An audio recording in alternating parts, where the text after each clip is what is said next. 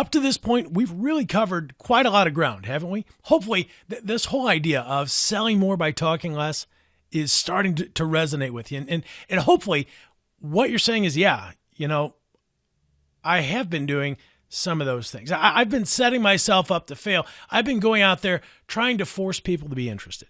In this session, what we're going to be talking about is the soft close for the hard sell. Now, we're going to be coaching to some very specific strategies and techniques that are built into this system to help you close more sales without having to feel like you're a typical salesperson. And frankly, with your prospect, seeing you as the professional that they need to work with in order to get what they're going after. Let me ask you this. Have you ever noticed that you're really good fit clients, right? Think about a couple of sales that you may have closed in the past where it was just a perfect alignment.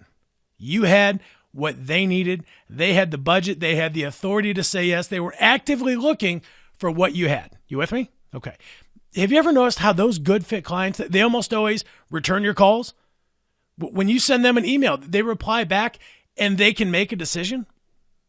What I'm going to walk through here is the exact strategy that I shared with a coaching client that transformed his initial client meetings into a one-call close. Sound good? Okay. Here's a little bit of this scenario. I started working with a young man who owns a IT company of, I think it was 5. And one of the reasons that we started working together was he was getting caught in that trap, the one that we've been talking about, that says that 3-step model. Talk to anybody who will listen, give a presentation, start explaining all the ways that you're going to fix their problem, show them all your expertise for free, and then get to the end and hoping they would buy. Can you relate to that? Okay. So he was finding himself caught in that trap. He was spending a lot of time solving people's problems, or at least explaining, here's what I'm going to do to fix this,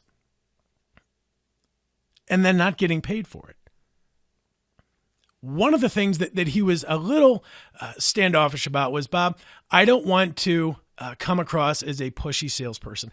I'm just not built to be a hard closing salesperson. I'm in the world of IT because I'm very good with technology, not so great with forcing my opinions down people's throats. I said, that's great news. So there's a lot of stuff that we're not going to have to undo.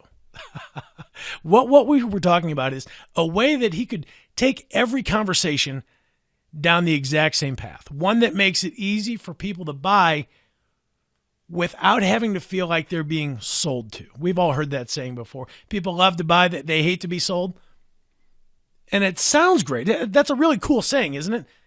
But how do you do it? Well, but first, we put a couple of guidelines in place. One of the things that I found out as our conversation went on is he was saving his money conversation. He was saving the how much it's going to be for an email. He felt really uncomfortable talking about how much he charged. So let me stop right there. It's entirely possible to feel uncomfortable talking about money. And that was the place that he found himself in. It wasn't that he didn't believe in what he was charging. He said, Bob, I'm totally worth it. It's just when the conversation gets to money, I start to feel uncomfortable. Now, you may have some of those things in place or you may not, but let's take a look at that real quick. Do you have any rules about money? Maybe rules that you were brought up with. I have a couple. I remember when I was growing up, money just wasn't something that we talked about. When I walked into the room and if my parents were talking about how much something costs or money, they stopped.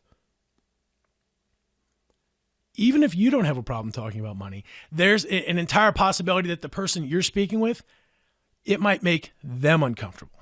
So one of the things that we're going to be coaching to is bringing up this subject of money early on in the conversation. Not how much it is, but let's start talking about how much things cost. Now, before we get there, one of the things that I told him was, hey, no selling by email.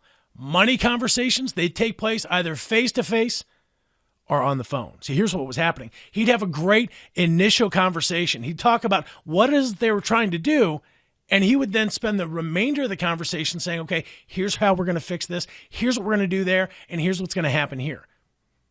He'd offer to put together a proposal, and he'd email it over to him, only to find out a week later they went to somebody else. Money conversations had to take place face-to-face or on the phone. Here was another guideline that we put in place. Be prepared to stop at any time. If it doesn't make sense to continue, if you start to get the feeling that this person isn't all that interested, if you start to get the feeling that this person's wasting your time, if it doesn't make sense to continue, stop. I remember he was telling me about a very specific scenario where he asked the person on the other end of the phone, do you have a budget set aside for this IT project? And the person said, I do have a budget, but you give me your best price, and then if it makes sense, we'll buy from you.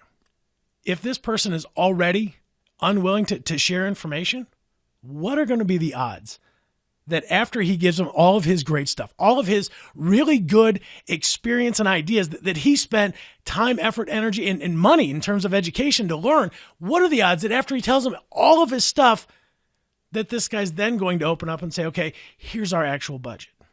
It's not going to happen. To understand that most of the people that you speak with, they're just not going to be a fit.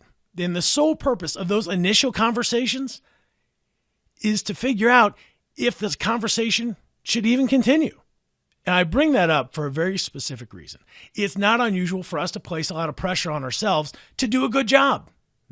I'm not saying it's not important to do a good job. But what I am saying is a lot of times we can place a lot of pressure on ourselves to do a good job, to prove how good we are. Remember a couple of sessions back, we were talking about that unspoken agreement? Prove how good we are, prove how smart we are in the hopes that they're going to buy.